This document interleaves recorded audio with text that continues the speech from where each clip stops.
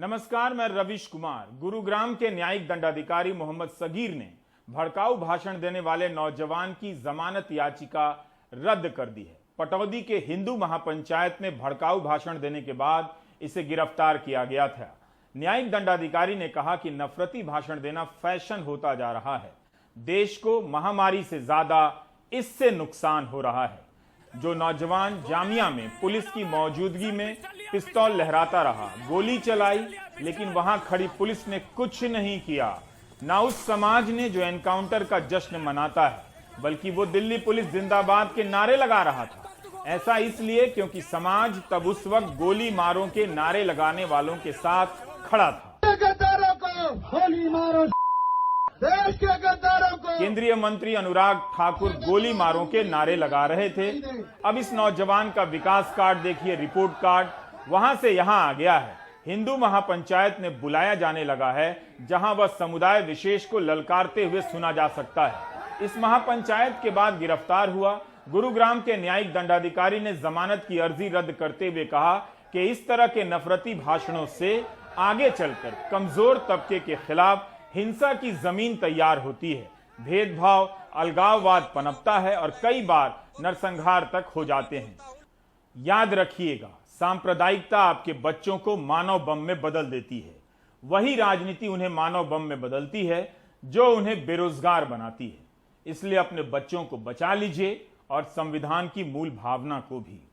अब आते हैं दूसरे मसले पर। आखिर कब तक न्याय व्यवस्था इस बात से अनजान बनी रह सकती है कि आए दिन नागरिकों पर जो सवाल करते हैं सरकार से, एनएसए, राजद्रोह और यूएपीए का मुकदमा दर्ज कर लंबे समय तक जेल में बंद रखा जा रहा है। सरकारें बेपरवाह हो गई हैं और राजनीतिक संरक्षण में पुलिस बेलगाम।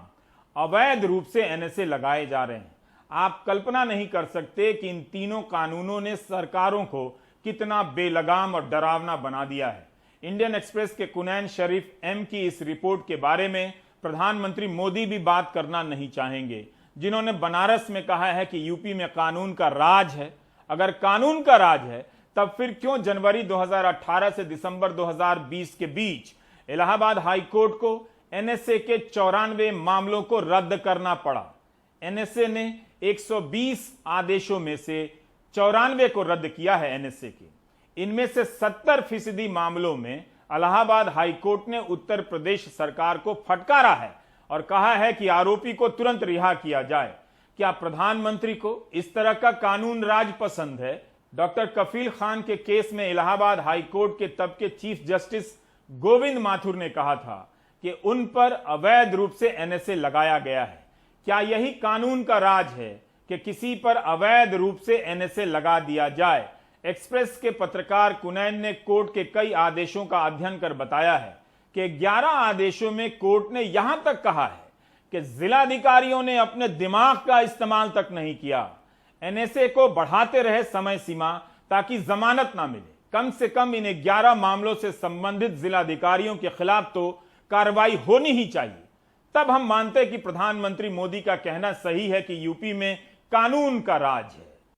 हाई कोर्ट ने इसको इसलिए क्वैश किया क्योंकि उन्होंने बोला कि डीएम ने जो मटेरियल यूज किया था वो नॉन एप्लीकेशन ऑफ माइंड से यूज किया था, कि ये सिर्फ एक लॉ एंड ऑर्डर प्रॉब्लम था। मतलब पुलिस जो है उसको अरेस्ट कर सकती थी और अरेस्ट किया था और उसको ऑलरेडी बेल मिल चुका था, कि इसको एनएसए लगाने की बिल्कुल जरूरत नहीं थी।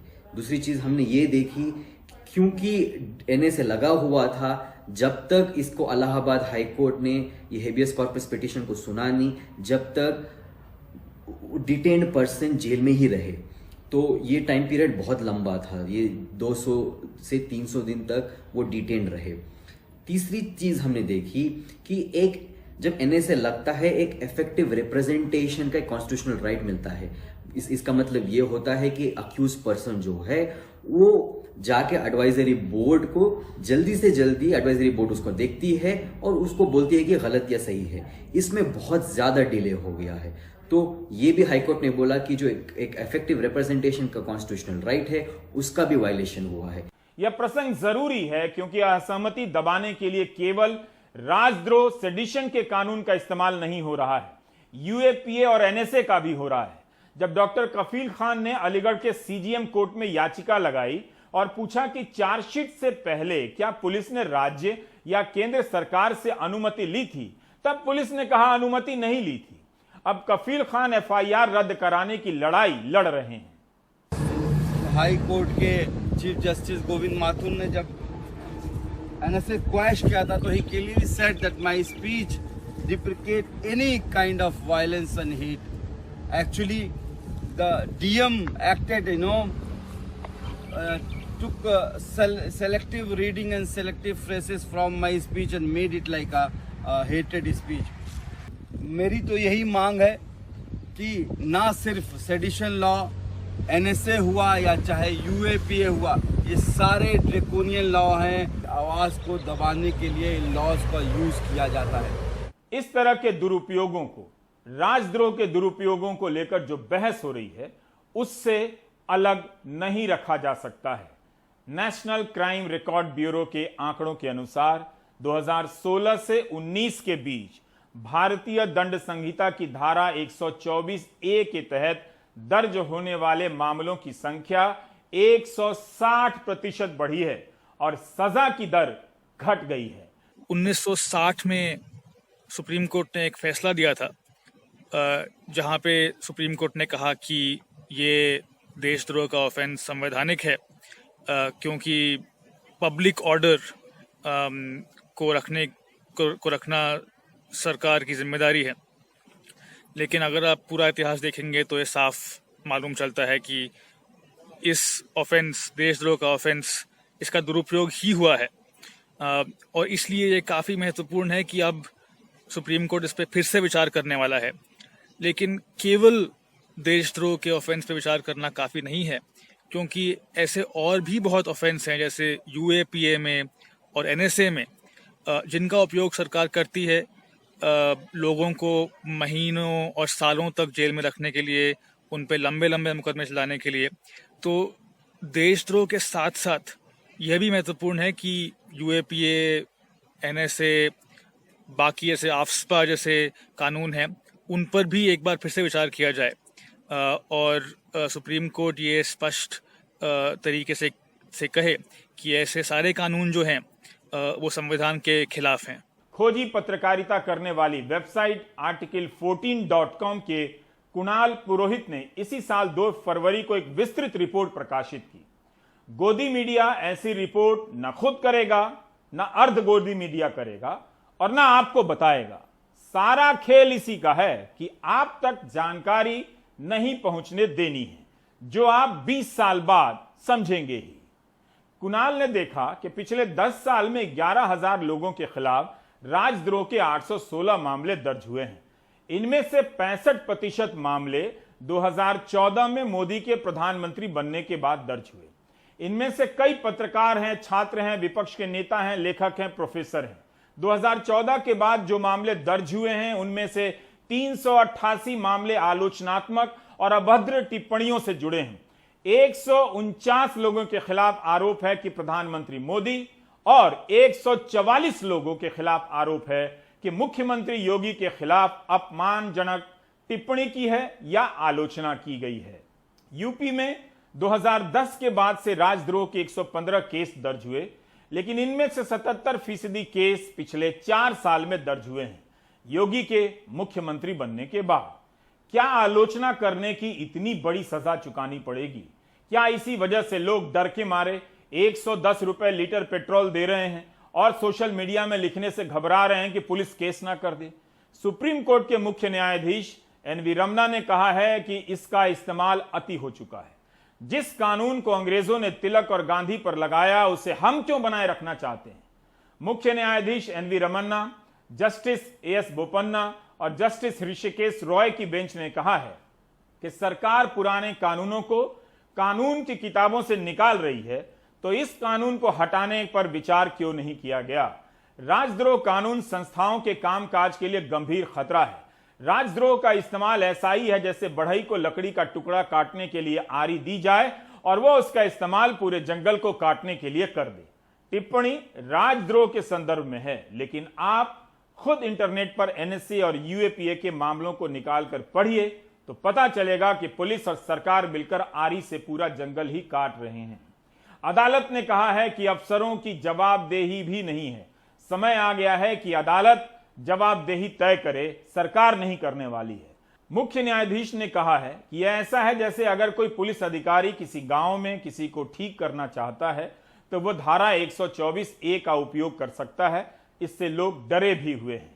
यदि कोई पक्ष दूसरे पक्ष की आवाज नहीं सुनना चाहता है तो वो इस कानून का उपयोग कर सकता है और दूसरों को फंसा सकता है।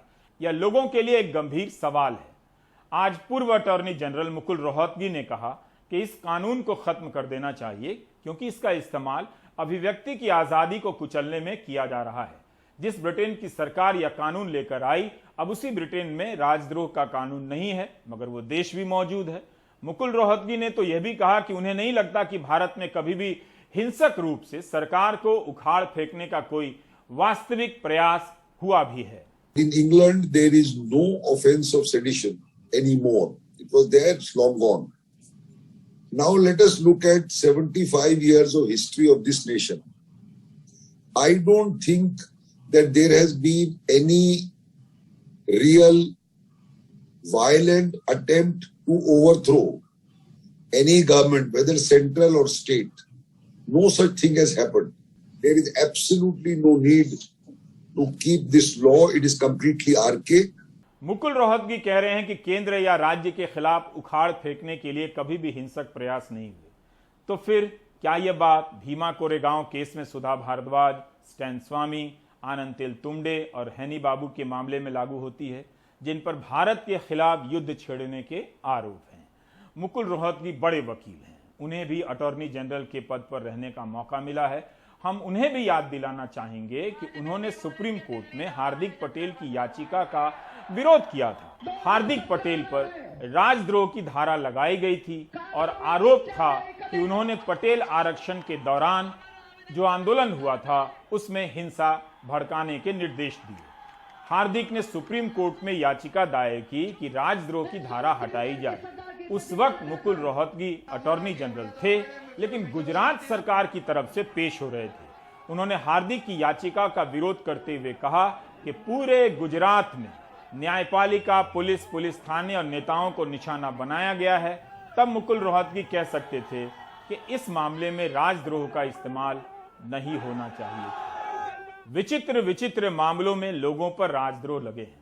मध्य प्रदेश में तो जून 2017 में 15 नौजवानों पर राजद्रोह लगा दिया गया क्योंकि किसी पड़ोसी ने आरोप लगा दिया कि वे पाकिस्तान की जीत पर जश्न मना रहे थे। बुरहानपुर जिला कोर्ट से आदेश मिलने के बाद यहां इस खंडवा अनुराग द्वारी तब बुरहानपुर पहुंचे रिपोर्ट करने। यह उस दिन की रिपोर्ट है जब उन्हें जमानत मिली थी, लेकिन 9 दिनों तक बिना किसी बात के जेल में रहने का जख्म सिर्फ जहन पर नहीं, जिस्मों पर भी था।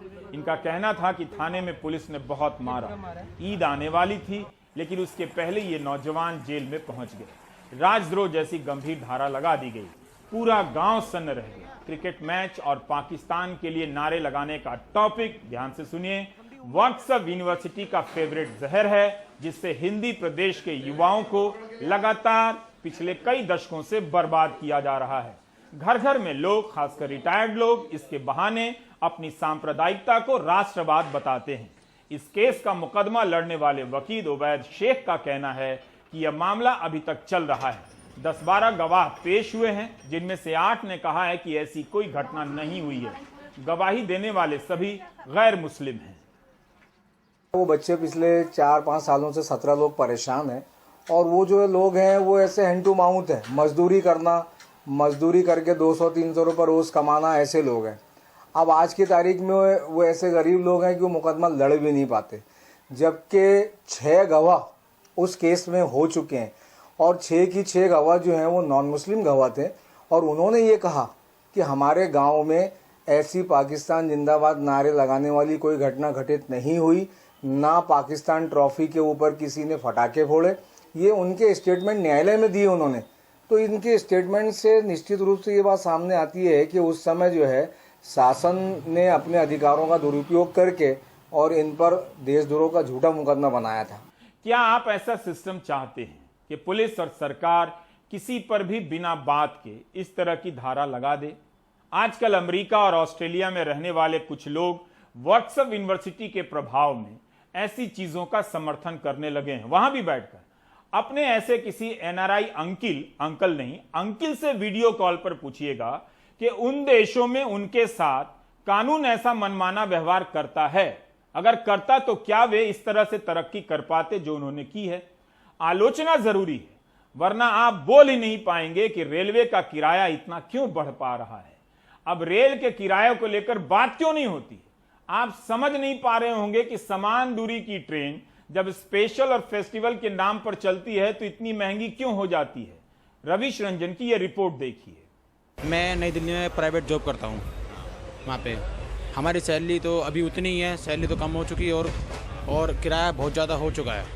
किराया पहले हमारा 10 रुपये लगते थे यहाँ से नई दिल्ली तक जाने के लिए, अब हमारे लगते हैं 30 रुपये। ट्रेन का भी घटाना चाहिए, सरकार को डीजल पेट्रोल के बारे में भी सोचना चाहिए कि पब्लिक के जेब पे इतना फर्क पड़ रहा है, क्योंकि कमाई तो है नहीं। ये परेशानी रेलवे के आम यात्रियों की है जो कोरोना काल में फिर से अपने काम धंधे की ओर लौट रहे हैं। हापुड़ से रोशन शर्मा रोज दिल्ली नौकरी करने आते हैं। उनके हाथों में दर्जनों इस तरह के आरक्षित टिकट हैं। पहले हर महीने 270 रुपए MST पर वो हापुड़ से दिल्ली आते जाते थे, लेकिन कोरोना काल में इसे बंद कर दिया गया। लिहाजा अब हर महीने आरक्षित टिकट पर उनको 3,500 रुपए खर्च करने पड़ रहे हैं। पहले हमारा 270 रुपये में पूरे महीने काम हो जाता था MST से। अब हमको पर डे रिजर्वेशन कराना पड़ता, लाइन में लगना पड़ता काउंटर के में, तब हम टिकट लेते हैं हापुड़ से दिल्ली तक, नई दिल्ली तक का। कितना किराया? 55 रुपये किराया एक साइड से, वन साइड 55 रुपीज़ है। अब दोनों ओर से 110 रुपये करीब हो गया। कोविड प्रोटोकॉल का नाम देकर सिर्फ छोटी दूरी के ट्रेनों के ही किराया नहीं बढ़ाए गए हैं, बल्कि इस दौरान स्पेशल और फेस्टिवल के नाम पर भी किराए बढ़े हैं। दिल्ली की मंडी में ट्रक चलाने वाले विद्यासागर अपने गांव अमेठी लौट रहे हैं। वो बताते हैं कि स्लीपर का किराया पहले करीब 310 रुपए का था, अब बढ़कर 340 रुपए हो चुका है। 305 रुपये का रिजर्वेशन होता था, अब इस समय हुआ है 2 टिकट कराया हूँ, अभी वेटिंग मिली है 690 रुपये का हुआ है। बदलाव का किराया कैसे बढ़ गया है? सबका बढ़ा है, कोई सी ऐसी गाड़ी नहीं है कि ना बढ़ा हो, सबका बढ़ा है किराया। रेल का हम बढ़ा किराया भी दें और हमें एहसान के बोझ तले भी दबाया जाए। कुछ ऐसा ही है कि हमारे और आपके टिकट पर ये लिख कर आता है कि क्या आप जानते हैं आपके किराए का 43% वहन देश के आम नागरिक करते हैं। खैर, अब हम आपको बताते हैं कि कैसे बढ़े किराए का ठीकरा बड़ी सफाई के साथ में कोविड पर फोड़ा जा रहा है। कोरोना की इस महामारी के दौरान किराया बढ़ाए जाने की जानकारी किश्तों में आई। किराया पहले बढ़े, जानकारी बाद में दी गई। बीते 1.5 साल में किराया कैसे बढ़ा और रेलवे के तर्क की एक बानगी देखिए। कोरोना काल में प्लेटफॉर्म टिकट 10 रुपए से बढ़कर 30 रुपए कर दिए गए। रेलवे ने तर्क दिया कि DRM ने भीड़ के चलते बढ़ाया है। छोटी दूरी ट्रेनों के किराए बढ़े, मसलन अमृतसर से पठानकोट का किराया 35 से 55 रुपए कर दिया गया, लेकिन रेलवे ने तर्क दिया कि लोकल ट्रेनों में भीड़ घटाने के लिए ये बढ़ाया गया है। जनवरी से लेकर अब तक 250 ट्रेनों में स्पेशल और फेस्टिवल के नाम पर किराए बढ़ाए गए। मसलन दिल्ली हावड़ा पहले स्लीपर 635 रुपए था, जो अब बढ़कर 810 रुपए, और AC 1665 रुपए से 2035 रुपए हो गया। ठीक इसी तरह यूपी संपर्क क्रांति, मुडवा-डी, छत्तीसगढ़ एक्सप्रेस, काशी विश्वनाथ एक्सप्रेस का किराया भी 30% तक बढ़ाया गया।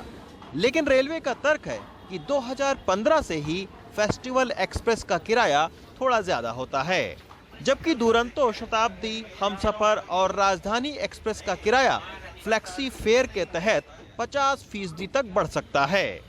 कोविड के दौरान वरिष्ठ नागरिकों का 40% छूट, छात्र, पत्रकार और सभी MST भी बंद कर दी गयी। यही नहीं, AC कोच में चादर, कंबल और राजधानी में खाना भी फिलहाल बंद कर दिया गया है, लेकिन टिकट में कोई कमी नहीं की गई। रेलवे का तर्क है कि कोविड के चलते इन सुविधाओं को बंद किया गया है, लेकिन इन सुविधाओं के नाम पर वसूले जा रहे किराए को घटाने पर रेलवे चुप है। कोविड के दौरान रेलवे ने बताया कि उसे 38,000 करोड़ रुपए के आमदनी का नुकसान यात्री गाड़ियों से उठाना पड़ा है, जबकि माल ढुलाई से उसे फायदा हुआ है। लेकिन क्या इस बिना पर किराए में बढ़ोतरी हो सकती है? इसको समझने के लिए हम जेपी सिंह से मिले। वो लंबे समय तक रेलवे में चीफ कॉमर्शियल मैनेजर रहे हैं। जब आप अपना माल पूरा बेच ही नहीं पा रहे हैं तो घाटे में कैसे हैं? देखिए, कोई भी कंसर्न घाटे में तब होता है जब उसका माल ना बिके। हम जब अर्निंग जोड़ते हैं तो केवल टिकटों का किराया जोड़ते हैं, टिकट बिके। लेकिन जब हम खर्चे दिखाते हैं तो कई और खर्चों पर जोड़ देते हैं। पैसेंजर सर्विस घाटे में कभी नहीं हो सकती अगर उसको हम ठीक से हैंडल करें। ऐसे वक्त में जब 2 करोड़ लोगों की नौकरी जाने का अनुमान है और आमदनी भी लगातार घट रही हो, तब कोरोना महामारी का हवाला देकर किराया बढ़ाने का हर बहाना खोजा जा रहा है। ये कहां तक उचित है, ये आप खुद ही सोचें। नई दिल्ली से जेवियर और शशिकांत के साथ रवीश रंजन शुक्ला, एनडीटीवी इंडिया। अब हमारे पेशे से जुड़ी एक दुखद खबर। रॉयटर के चीफ फोटोग्राफर दानिश सिद्दीकी का निधन हो गया है। दानिश अफगानिस्तान से रिपोर्ट कर रहे थे। कंदहार में तालिबान और अफगान स्पेशल फोर्सेस के बीच की क्रॉस फायरिंग में दानिश फंस गए और गोली लगने से उनकी जान चली गई। अफगानिस्तान से हाल के दिनों में वे लगातार रिपोर्टिंग कर रहे थे। दानिश ने जामिया मिलिया इस्लामिया से मास कम्युनिकेशन की पढ़ाई की थी। दानिश को 2018 में फोटोग्राफी के लिए पुलित्जर पुरस्कार भी मिल चुका है। दानिश ने अपने काम के लिए हमेशा जानलेवा मोर्चों को चुना। नेपाल में भूकंप हो, कश्मीर के हालात हों, उत्तरी कोरिया, इराक के मोसुल, हांगकांग में हुए लोकतंत्र के लिए आंदोलन को भी कवर किया है। दुनिया की ऐसी कोई प्रतिष्ठित पत्रिका या अखबार नहीं है जहां दानिश की तस्वीरें ना छपी हों, जिसने पाठकों को संवेदनशील ना बनाया हो, झकझोरा ना हो। दिल्ली दंगों के दौरान ली गई दानिश की तस्वीरें आज भी बोलती हैं। दानिश का काम बहुत विशाल है, गहरा है। दूसरी लहर के दौरान दानिश की तस्वीरों ने सरकार के चेहरे से झूठ की परतें हटा दी थी। आप देख रहे हैं प्राइम टाइम, बाकी ब्रेक के बाद।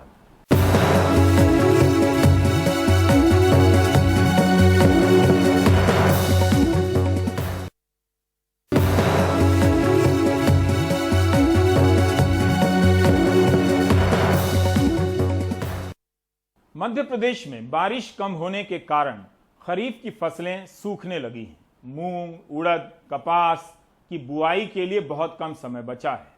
एक और परेशानी है मिलावटी खाद। अनुराग द्वारी की ये रिपोर्ट देखिए।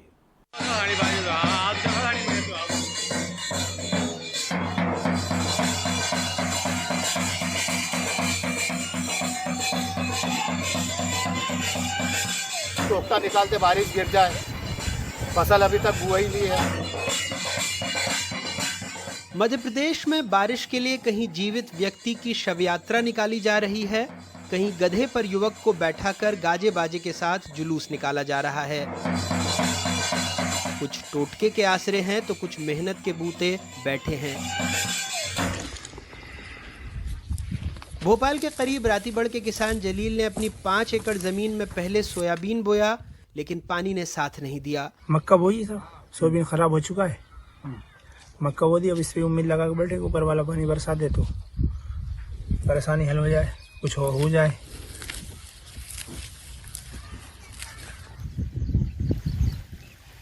छिंदवाड़ा में खजरी गांव के लक्ष्मण पहाड़े की खेती 6 एकड़ में है। इस साल मक्के और धान की फसल लगाई थी, लेकिन मानसून के गायब होने की वजह से ट्यूबवेल से सिंचाई कर रहे हैं। मक्का को कीटनाशक ज़्यादा लग रहा है तो उसमें इल्ली विल्ली ज़्यादा लग रही है। फसल वो मक्का को नीचे जड़ से काट रहा है, इल्लियाँ बारिश नहीं होने के कारण। बस यही समस्या है। मंदसौर में भी कई किसानों ने कर्ज लेकर बोनी तो कर दी है, लेकिन लंबे समय से बारिश नहीं हो रही है, जिसके चलते फसल सूखने की कगार पर है। मैनपुरिया गांव के राधेश्याम ने बैंक से तकरीबन 2 लाख रुपए का कर्ज लेकर अपने 15 बीघा खेत तैयार किए हैं। मक्का और मूंगफली की फसल बोई है। बारिश में कमी की वजह से फसल पीली पड़ने लगी है। मक्के में भी इल्लियां लग गई हैं। पानी भी नहीं गिर रहा है, फसल भी बर्बाद होने लगी, पीली पड़ने लगी, इल्ली लगने लगी। तब क्या करें, कर्जा भी ले रखा है, अब कैसे क्या करें। पिछले साल भी मतलब दाम अच्छे नहीं मिले। पिछले साल तक इस वक्त तक करीब 588.11 लाख हेक्टेयर के रकबे में खरीफ फसलों की बुआई हो गई थी, लेकिन इस साल अभी तक सिर्फ 499.87 लाख हेक्टेयर में ही बुआई हुई है।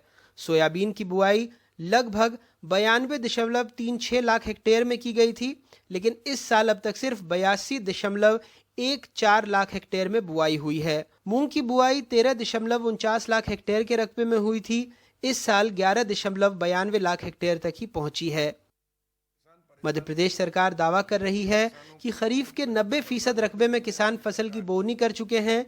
मंत्री जी किसानों को समाधान देने के बजाय फिलहाल भगवान से जल्दी पानी बरसाने की दुआ कर रहे हैं। मुझे भी चिंता है, हमारी भी फसल हमने बोई है, लेकिन पानी की दरकार है। ऊपर वाले से प्रार्थना कर रहे हैं, इंद्र देवता से, कि बारिश करें। और खुशी की बात यह है कि बुरहानपुर में अच्छी बारिश हुई है। पहले से ही अगर देखें, जब से भाजपा का शासन आया है, कांग्रेस कह रही है मॉनसून तो रूठा ही है, सरकारी बेरुखी से किसान का जीना दूभर हो गया है। किसान को आज औसतन 20,000 रुपए प्रति हेक्टेयर किसान के ऊपर एक्स्ट्रा मार इस महंगाई की वजह से और केंद्र सरकार की गलत नीतियों की वजह से आज पड़ रही है। धार के मनावर में तो किसानों की सब्जियां तक सूख गई हैं, लिहाजा किसानों ने शहर तक ईंधन का खर्च बचाने के लिए गौशाला के आगे सब्जियां फेंक दी।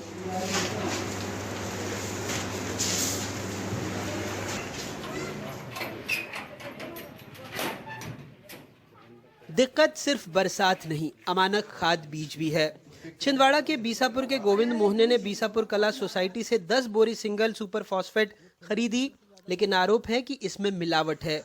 कृषि विभाग का कहना है कि कंपनी का सैंपल पिछले साल राज्य की प्रयोगशाला ने अमानक करार दे दिया, लेकिन केंद्र की लैब ने पास कर दिया। अकेले छिंदवाड़ा में अभी तक सिंगल सुपर फॉस्फेट की 800 बोरियां आई थी, जिनमें 200 बिक चुकी हैं।